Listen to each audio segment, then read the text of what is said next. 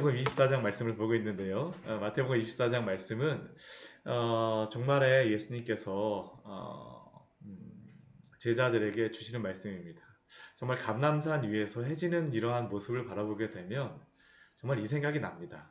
저도 마지막 어제도 말씀드렸었지만 이스라엘에서 오기 전에 이 감람산 위에서 예루살렘을 쭉 내려다 보는데 해가 지는 때에 정말 해가 뉘엿뉘엿하면서 예루살렘의 그 황금도마하고 오늘날의 황금도마하고 뭐 그런 것들을 보게 되면 야 정말 예수님이 여기서 이런 말씀을 하시는 24장과 25장의 말씀을 하시는 이유가 있구나라는 그런 생각을 하면서 그때 묵상을 이 말씀을 읽고 묵상을 하였었는데요.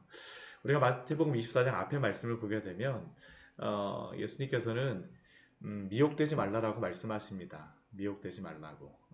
이 세상 가운데 미혹될 수 있는 그러한 상황에 처할 수밖에 없다라는 것이죠. 거짓 선지자들과 또 거짓 그리스도가 이곳저곳에서 여기 있다 저기 있다 하면서 할 수만 있으면 택하신 자들도 미혹할 수 있다라고 예수님께서 경고하십니다. 그만큼 그 미혹과 또 마지막 예수님이 오실 때 종말의 그러한 때 그 재난이 또 극심할 것을 또 예수님께서 말씀하셨습니다. 그런데 그러한 가운데에서 이렇게 그 뭐 거짓 선지자와 이러한 그 거짓 그리스도 미혹되는 그러한 이유 중에 한 가지가 예수님이 오실 때 나만 모르면 어떻게 하나 그런 두려움이 있는데 우리가 분명히 어제 말씀에 보았던 것 같이 예수님께서 오시는 그 때는 예수님이 오시는 그 나타나서 재림하시는 그 때는 분명히 알 수 있습니다. 거기에 대해서는 우리가 두려워할 필요는 없어요. 그런데 오늘 말씀을 보게 되면 그 예수님이 임하시는 그 재림의 때에는 분명히 모든 사람이 다 알 수 있지만 그러나 예수님이 임하시는 때가 언제쯤인가라는 것에 대하여서는 분명하지 않다라고 예수님께서 말씀하십니다. 오늘 말씀에 보게 되면 그래서 이렇게 36절 말씀에 보게 되면 예수님께서 이렇게 말씀하시죠. 그러나 그 날과 그때는 아무도 모르나니. 분명히 그 예수님의 이 말씀을 들었던 뭐 예루살렘 2000년 전에 그 사람들은 로마가 점령하는 그러한 그 모습을 보면서 예수님이 재림하시는가 보다 막 그렇게 생각할 수도 있습니다. 그러나 그때는 아니었습니다. 예수님께서 분명히 말씀하시는 것은 무엇이냐면 그 날과 그때는 언제인지는 모른다라는 것입니다.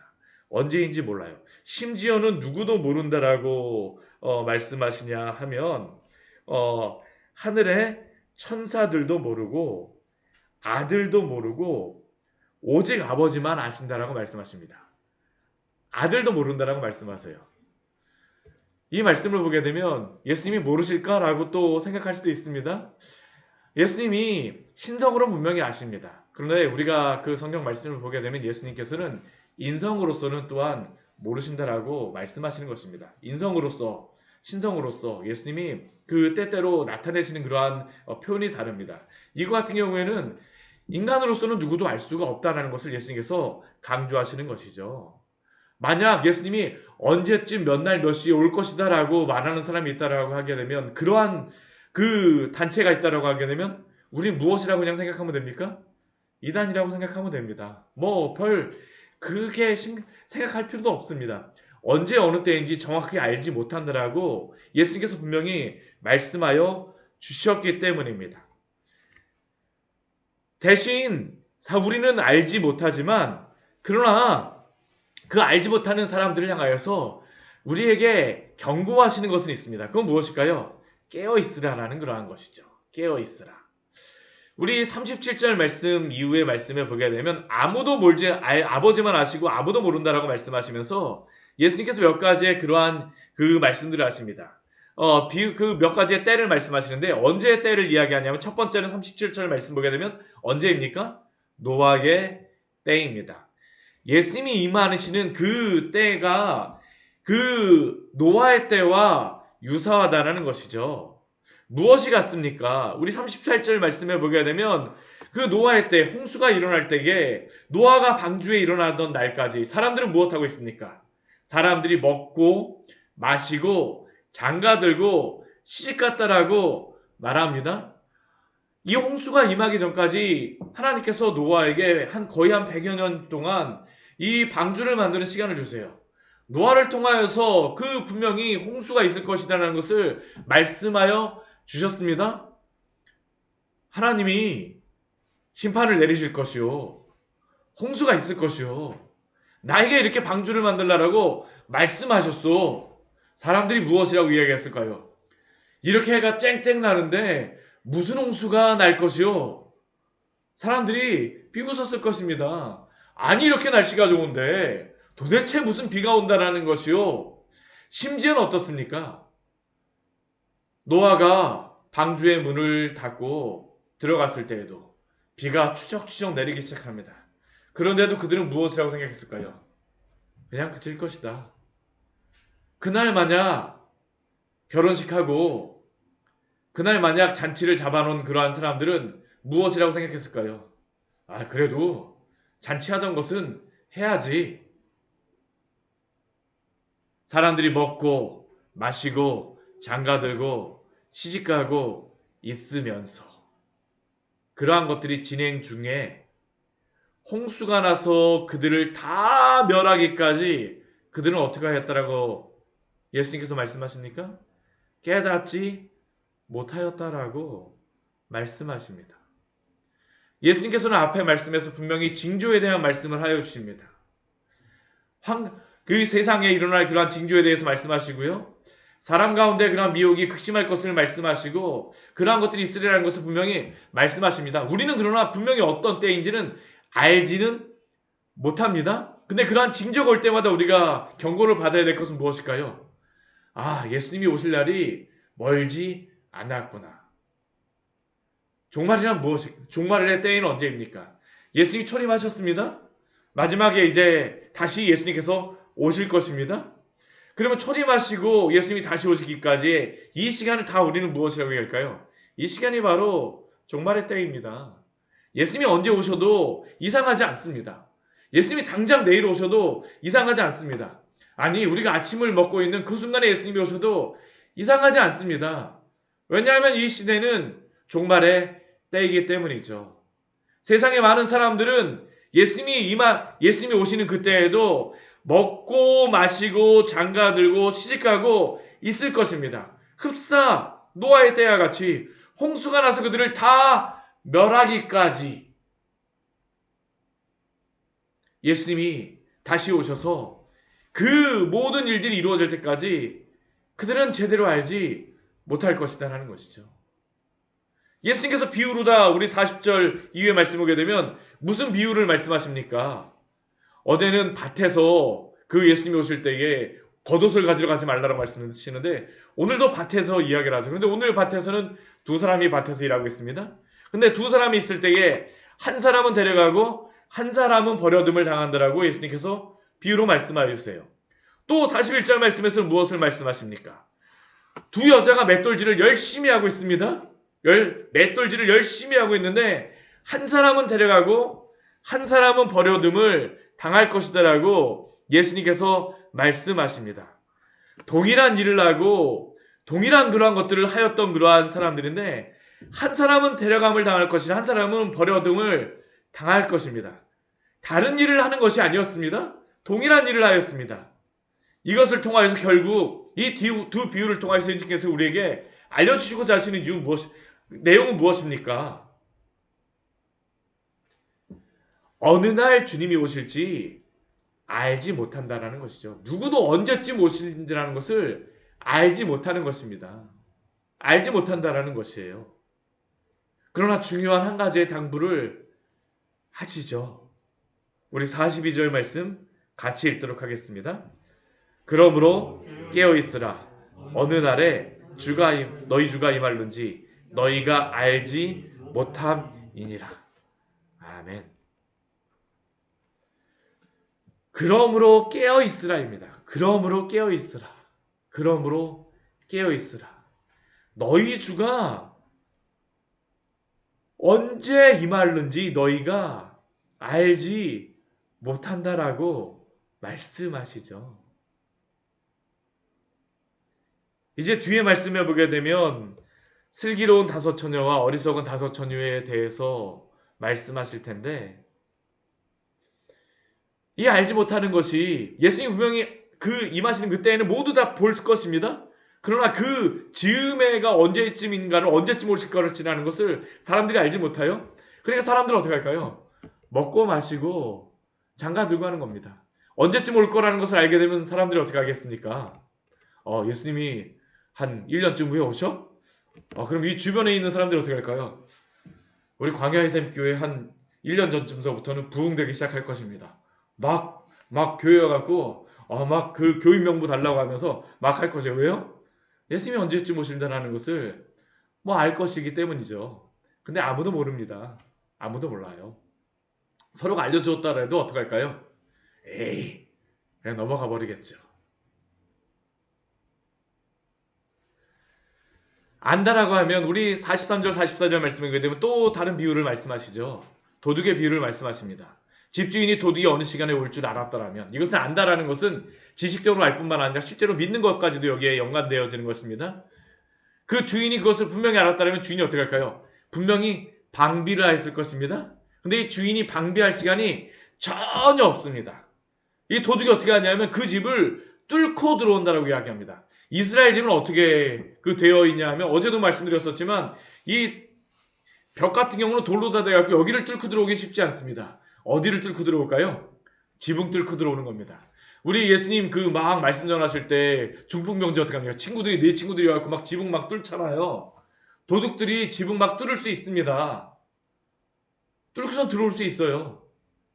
근데 언제 올지 모르기 때문에 방비를 못하는 것이죠. 44절 말씀에서 다시 한번 예수님께서 경고하십니다. 이러므로 너희도 준비하고 있으라. 생각하지 않은 때에 인자가 오리라. 누구도 예측하지 못하는 때에 누구도 생각하지 못하는 때에 예수님이 오신다라는 겁니다. 징조가 있어도 어떻게 할까요? 사람들은 그 징조에 대하여서 그냥 넘겨버릴 것이죠. 예전에도 그랬는데 전에도 그랬었는데 우리가 이 징조에 대하여서 너무나 거기에 대해서 집중하여도 안 되지만 하나님 그 예수님께서 말씀하셨던 그 징조에 대해서 우리가 또 보아야 될 것은 무엇입니까? 그런 징조가 일어나게 되면 오늘 예수님이 오셔도 이상하지 않다라고 우리는 항상 생각하고 방비하고 깨어 있어야 될 줄 믿습니다. 이게 오늘 예수님께서 오늘 우리에게 주시는 말씀입니다. 오늘 우리에게 주시는 말씀이에요. 생각하지 않은 때에 예수님께서 오시겠다라고 말씀하십니다. 그리고 45절부터 52절 1절까지의 말씀에서는 두 부류의 사람에 대하여서 이야기합니다. 두 부류의 사람. 이 땅에 살아가는 두 부류의 사람들입니다. 어떠한 사람들일까요? 충성되고 지혜 있는 종이고요. 또 어떤 종입니까? 악한 종입니다. 두 종이 나와요. 두 종이 나옵니다. 이 땅에 살아가는 사람들. 이 사람들은 교회 안에 있는 사람들이라고도 할 수 있습니다. 충성되고 지혜 있는 종도 있고 또 어떤 자도 있다는 겁니까? 악한 종도 있을 수 있다라고 예수님께서 우리에게 경고하시죠. 그러면 도대체 충성되고 지혜 있는 종이 누구입니까? 예수님께서 여러 비유를 통하여서 하나님께서 주인으로서 또한 이 땅에 살아가는 그 사람 성도들에게를 종으로서 말씀하십니다. 그 주인이 종에게 많은 것들을 맡기고 합니다. 예수님께서 달란트의 비유도 주셨죠. 문화의 비유도 말씀하시고 포도원도 맡기시기도 하시고 충성되고 그런 지혜 있는 종은 무엇을 합니까? 주인이 그 사람에게 맡긴 것을 따라서 어떻게 합니까? 때를 따라서 양식을 나눠주게 되죠. 하나님이 우리에게 주신 여러 가지 달란트들, 여러 가지 재능들, 우리에게 맡겨주신 여러 가지 양식을 나누어 줄 자가 누구냐라고 우리에게 질문하십니다. 이렇게 주님이 우리에게 맡겨주신 여러 가지 것들을 지혜 있게 나눠준 자들은 어떻게 합니까?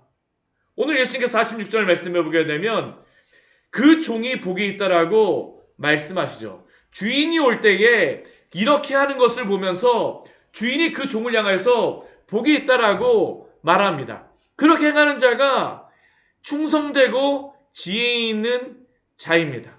우리가 주님 앞에서도 그렇게 살아가야 됩니다. 주님 앞에서 그렇게 살아가야 돼요. 주님이 우리에게 맡겨주신 여러 가지 많은 달란트들, 시간과 물질과 재능과 명예와 여러 사람, 또한 우리에게 교회도 맡겨주셨습니다. 우리에게 가족도 맡겨주시고 우리에게 많은 것들을 맡겨주셨습니다. 나는 아무것도 없어요라고 하지만 아무것도 없이 이 세상에 살아가는 사람은 없습니다. 우리에게 생명, 시간, 우리에게 주신 먹을 것, 마실 것, 우리가 향하는 모든 것들 다 주님이 우리에게 맡겨주신 것입니다. 그 모든 것들을 충성되고 지혜롭게 선용하시기를 축원합니다. 우리 주님이 오셨을 때 그러한 성도들에게 잘하였도다 충성된 종아라고 칭찬하여 주십니다. 주인이 그의 모든 소유를 그에게 맡기리라라고 말씀하시죠. 있는 자에게 더 많은 것을 주신다라고 말씀하시는 것입니다. 우리에게 이것을 말씀하여 주세요. 우리에게 지금 있는 것 작다라고 해서 무시하지 마십시오. 충성하십시오. 오늘 우리에게 주신 것들 감사하십시오. 항상 기뻐하라. 쉬지 말고 기도하라. 범사에 감사하라. 이것이 너희를 향한 하나님의 뜻이니라. 하나님이 우리에게 주신 것들을 대해서 선용하며 감사하며 기뻐하며 기도하며 살아가십시오. 충성하십시오. 악한 종은 누구입니까? 우리 48절 이후의 말씀을 보게 되면 말씀하여 주시죠. 마음에 생각합니다. 무엇이라고 생각할까요? 주인이 더디오리라. 게임 끝났습니다. 이 사람은 벌써. 이 사람은 게임 끝난 종입니다. 주인이 더디오리라고 생각하니까 무엇할까요? 내 마음대로 살아도 된다라는 것이죠. 예측할 수 있다라고 생각할 것입니다. 나는 충분히 똑똑하다라고 생각하는 사람일 수 있습니다. 정말로 똑똑한 사람일 수 있습니다. 이 세상으로서는 아무것도 부족함이 없는 사람일 수 있습니다. 내가 모든 것들을 다 제어하고 내가 모든 것들을 다 할 수 있다라고 생각하는 사람일 수 있습니다. 근데 이 사람은 어떤 사람입니까? 악한 종입니다. 이 악한 종의 행동의 태도가 무엇일까요? 주인이 더디오리라고 생각하니까 내가 주인입니다. 내가 마음대로 하죠. 49절 말씀 보십시오. 동료들을 때립니다. 종을 때리는 것도 아니고요. 누구를 때립니까? 동료들을 못 살게 굽니다. 교회 안에서도 그럴 수 있고요. 우리에게 맡겨진 여러 삶에서도 우리에게 섬기라고 우리에게 사랑하라고 맡겨준 여러 사람들을 때리고 못 살게 굽니다. 물론 이것뿐만을 이야기하는 것은 예수님께서 말씀하시는 것은 아니겠죠. 여기에 많은 것이 함축되어 있습니다. 주의 뜻대로 살아가지 않는 것입니다. 주님이 우리에게 맡겨주신 여러 사람들 사랑하며 또한 섬기며 살아가라고 우리에게 말씀하시는데 때리며 속이고 어떻게든지 내가 올라설 생각만 한다라고 하게 되면 주님이 뭐라고 말씀하실까요? 악한 종이라고 말씀하시겠죠. 생각 하나만 아닙니다.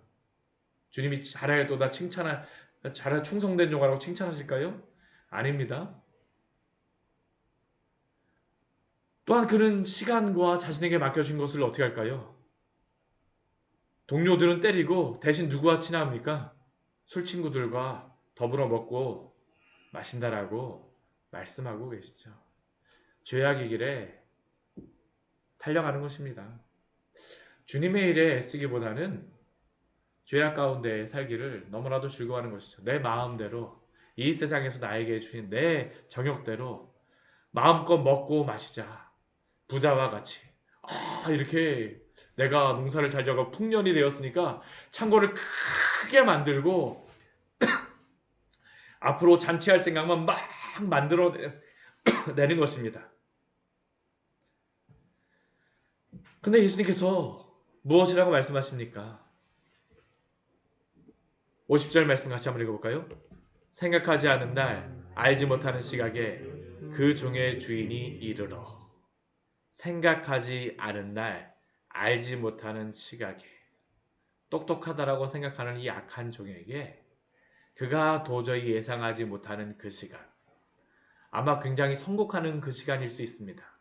세상적으로는 굉장히 부유한 시간일 수 있습니다. 저는 예수님이 언제 오실까라고 생각하게 되면 오히려 굉장히 부유한 때 예수님이 오실 수 있다고 생각을 해요. 그러다 갑자기 뭐 재림의 때 뭐 환란이 임할 수도 있겠죠. 세상의 사람들이 아무것도 필요한 것이 없다라고 생각하실 때에 예수님이 오실 것입니다.